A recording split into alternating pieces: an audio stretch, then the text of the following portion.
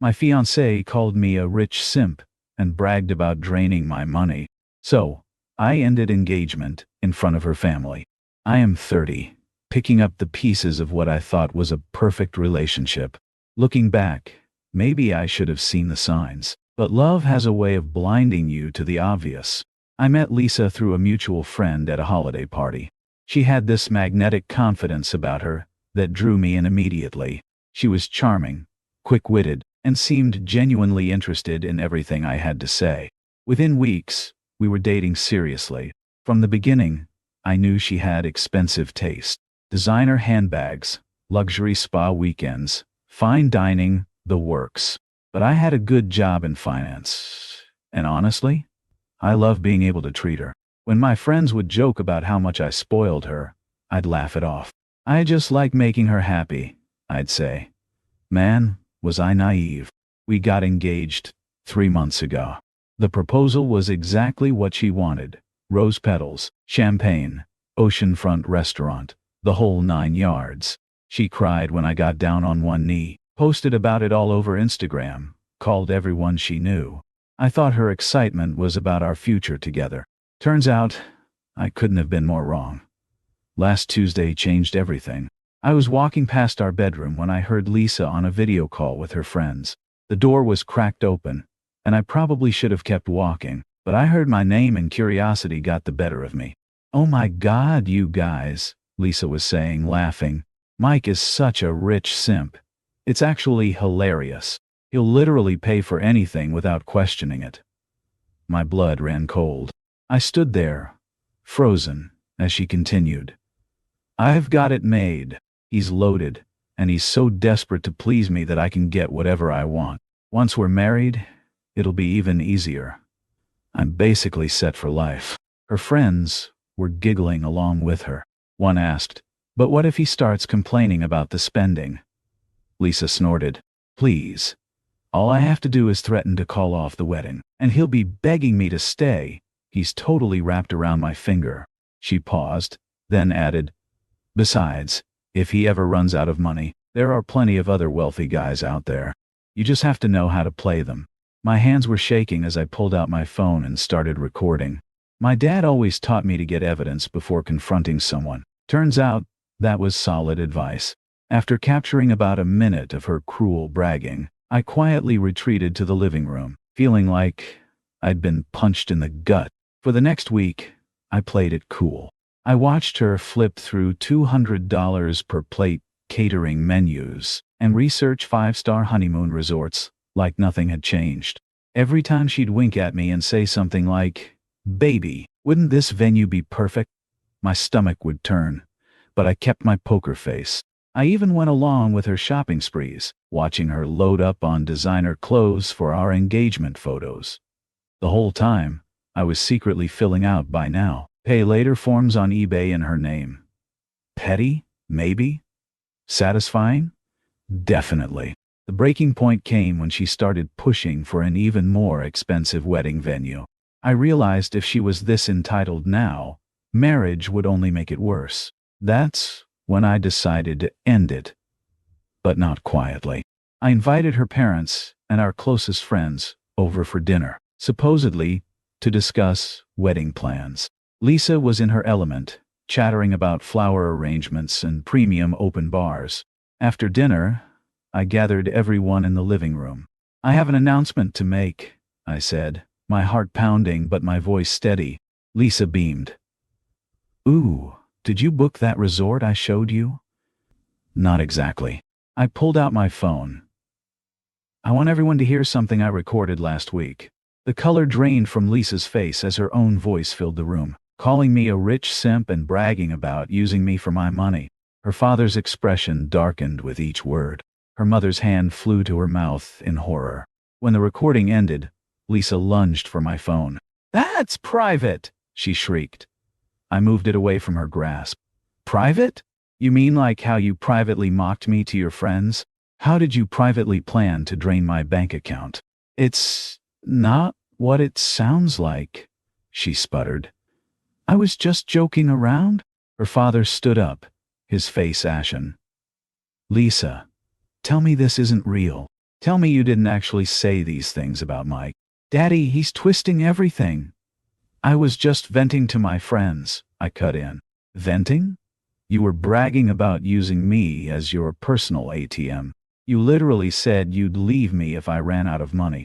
Her mother started crying. We didn't raise you to be like this, Lisa.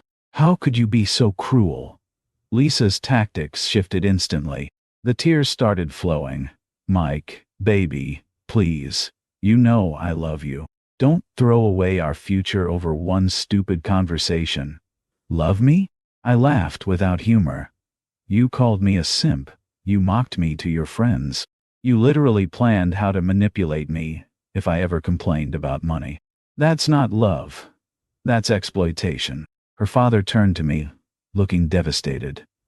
Mike, I am so sorry. We never would have supported this engagement if we'd known. Dad, Lisa screamed. You're taking his side? I'm your daughter. And right now, I'm ashamed of my daughter. He shot back. This is not how we raised you to treat people. Lisa made one last desperate attempt. Fine. Cancel everything. Do you know how much money you'll lose on deposits? All the arrangements we've made? I shrugged. Better to lose some deposits than spend my life with someone who sees me as nothing but a wallet. She grabbed the engagement ring off her finger and slammed it onto the coffee table. Take your stupid ring back then. I pocketed it calmly. Oh, and Lisa? All those clothes you just bought? The ones you put on eBay's pay later plan. They're in your name. Enjoy dealing with that. Her face went from red to white. You wouldn't? I already did. I grabbed my pre-packed bag from the closet and headed for the door. Her father tried to stop me. Wait. Can we talk about this privately? Maybe later, I said. Right now, I need some space. As I walked out, Lisa was alternating between sobbing and screaming threats about how I'd regret this. My dad was waiting in his car outside. I'd told him I might need backup tonight. He gave me a solemn nod as I got in my car. You did the right thing, son. The aftermath was exactly what you'd expect. Lisa called and texted constantly, switching between tearful apologies and angry accusations. She showed up at my workplace once, causing such a scene that security had to escort her out. She tried to spread rumors that I was controlling and had pushed her to say those things, but quickly stopped when I threatened to release the full recording. Her father reached out to apologize again, saying they had no idea she'd become this person. I actually felt bad for him. He seemed genuinely blindsided by his daughter's behavior.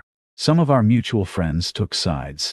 Most supported me once they heard the recording, though a few of her more entitled friends accused me of violating her privacy.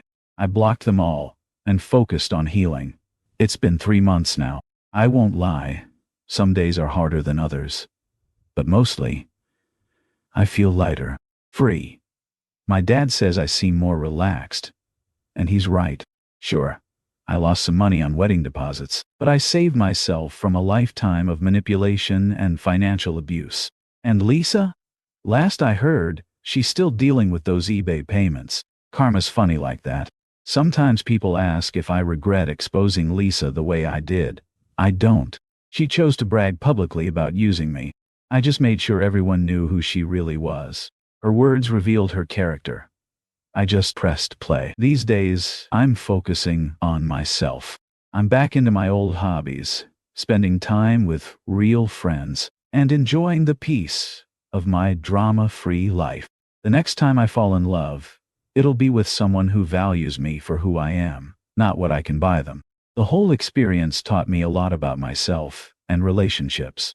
Looking back, there were red flags I chose to ignore from the very beginning, like how Lisa would joke about marrying rich when we first started dating, or how she'd compare herself to her friends' wives and girlfriends, always focusing on what they had, the cars, the jewelry, the vacations. Jenny's husband just bought her another Gucci bag. She'd say, casually over dinner, "They really know how to live, you know?" I'd try to redirect the conversation, but she'd push harder. Don't you want people to see how successful you are? To show them you can provide the best for your wife? When I suggested we start saving for a house, instead of spending so much on luxuries, she'd get quiet and distant. I didn't think you were the type to be stingy, she'd say, her voice dripping with disappointment. My ex never questioned my spending. That manipulation was so subtle at first. She knew exactly how to make me feel inadequate, like I wasn't measuring up to some invisible standard. And like an idiot, I'd try harder to prove myself worthy. The truth was simpler and uglier. She was a gold digger who'd nearly trapped me in a marriage based on lies. These days I'm rediscovering who I am without someone constantly pushing me to spend more, be more, prove more. I'm cooking at home instead of hitting expensive restaurants, taking local camping trips instead of luxury getaways. And you know what? I'm happier. My dad came over last weekend to help me repaint my apartment, something Lisa had always insisted we hire professionals for. As we worked, he shared some wisdom that hit home. You know, son, he said, carefully cutting in along the ceiling, sometimes the most expensive things in life aren't the ones with price tags. They're the compromises you make that cost you your self-respect. He was right. I'd compromised my values, my financial security, and my self-worth trying to keep Lisa happy. The price was too high. Tomorrow, I'm meeting with a financial advisor to start planning for my future. My real future, not some Instagram-worthy fantasy. I'm thinking about starting my own business, maybe buying a small property to rent out. Things Lisa would have scoffed at as thinking too small. But that's the thing about finally seeing clearly. You realize that the right path for you might not be the one that looks most impressive to others. Success isn't about designer labels or luxury vacations. It's about building a life that aligns with your values. So, yeah, I lost a fiancé and some money. But I gained something more valuable, the courage to be authentic, and the wisdom to spot red flags before they become relationship-ending disasters. As for Lisa, I heard through mutual friends that she's already dating some rich tech guy, posting photos of expensive gifts and exotic vacations. Part of me wants to warn him, but I know he wouldn't listen. Some lessons you have to learn the hard way. I just hope that, when he inevitably finds her on a video call, bragging to her friends about her latest conquest, he has the strength to walk away too.